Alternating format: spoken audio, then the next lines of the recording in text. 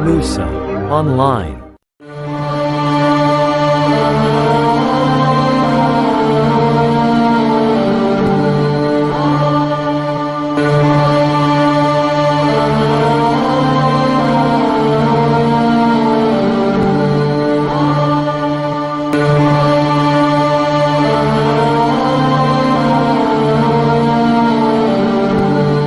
سبيل مريح تنهدى يا صاحي كي تستريح.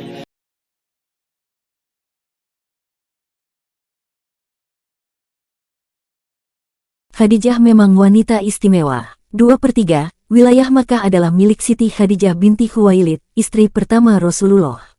Ia wanita bangsawan yang menyandang kemuliaan dan kelimpahan harta kekayaan. Namun ketika wafat, tak selembar kafan pun dia miliki. Bahkan baju yang dikenakannya di saat menjelang ajal adalah pakaian kumuh dengan 83 tambalan. "Fatimah putriku, aku yakin ajalku segera tiba," bisik Khadijah kepada Fatimah sesaat menjelang ajal. "Yang kutakutkan adalah siksa kubur. Tolong mintakan kepada ayahmu, agar beliau memberikan sorbannya yang biasa digunakan menerima wahyu untuk dijadikan kain kafanku. Aku malu dan takut memintanya sendiri." Mendengar itu Rasulullah berkata, "Wahai Khadijah, Allah menitipkan salam kepadamu, dan telah dipersiapkan tempatmu di surga."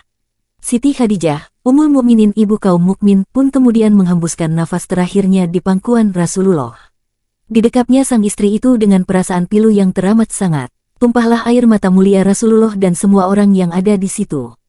Dalam suasana seperti itu, malaikat Jibril turun dari langit dengan mengucap salam dan membawa 5 kain kafan. Rasulullah menjawab salam Jibril, kemudian bertanya, "Untuk siapa sajakah kain kafan itu?" "Ya Jibril, kafan ini untuk Khadijah, untuk engkau ya Rasulullah, untuk Fatimah, Ali dan Hasan," jawab Jibril yang tiba-tiba berhenti berkata, kemudian menangis. Rasulullah bertanya, "Kenapa, ya Jibril, cucumu yang satu, Husain, tidak memiliki kafan? Dia akan dibantai, tergeletak tanpa kafan dan tak dimandikan." Jawab Jibril. Rasulullah berkata di dekat jasad Khadijah, "Wahai Khadijah istriku sayang, demi Allah, aku takkan pernah mendapatkan istri sepertimu. Pengabdianmu kepada Islam dan diriku sungguh luar biasa. Allah Maha mengetahui semua amalanmu, semua hartamu kau hibahkan untuk Islam. Kaum muslimin pun ikut menikmatinya. Semua pakaian kaum muslimin dan pakaianku ini juga darimu. Namun begitu, mengapa permohonan terakhirmu kepadaku hanyalah selembar sorban?" Terseduh Rasulullah mengenang istrinya semasa hidup.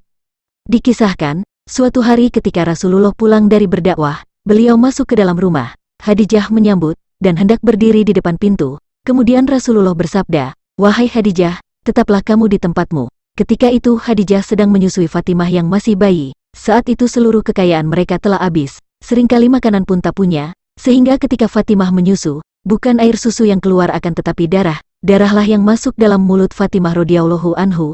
Kemudian Rasulullah mengambil Fatimah dari gendongan istrinya dan diletakkan di tempat tidur. Rasulullah yang lelah sepulang berdakwah dan menghadapi segala caci maki serta fitnah manusia itu, lalu berbaring di pangkuan Khadijah hingga tertidur. Ketika itulah Khadijah membelai kepala Rasulullah dengan penuh kelembutan dan rasa sayang. Tak terasa air mata Khadijah menetes di pipi Rasulullah hingga membuat beliau terjaga. "Wahai Khadijah, mengapa engkau menangis? Adakah engkau menyesal bersuamikan aku?" tanya Rasulullah dengan lembut. "Dahulu engkau wanita bangsawan, engkau mulia, engkau hartawan, namun hari ini engkau telah dihina orang. Semua orang telah menjauhi dirimu. Seluruh kekayaanmu habis. Adakah engkau menyesal, wahai Khadijah, bersuamikan aku?" Lanjut Rasulullah tak kuasa melihat istrinya menangis. "Wahai suamiku, wahai Nabi Allah, bukan itu yang kutangiskan," jawab Khadijah. "Dahulu aku memiliki kemuliaan. Kemuliaan itu telah aku serahkan untuk Allah dan Rasul-Nya. Dahulu aku adalah bangsawan. Kebangsawanan itu juga aku serahkan untuk Allah dan Rasul-Nya. Dahulu aku memiliki harta kekayaan. Seluruh kekayaan itu pun telah aku serahkan untuk Allah dan Rasul-Nya.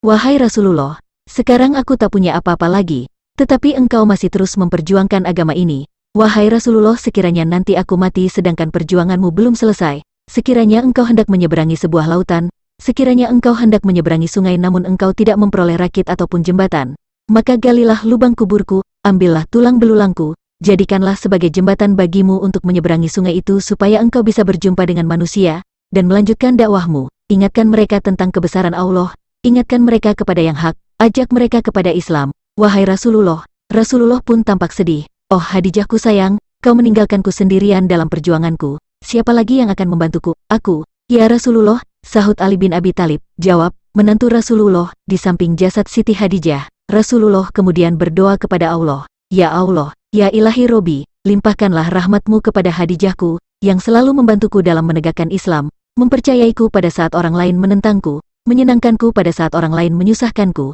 menenteramkanku pada saat orang lain membuatku gelisah. Amin. Semoga bermanfaat.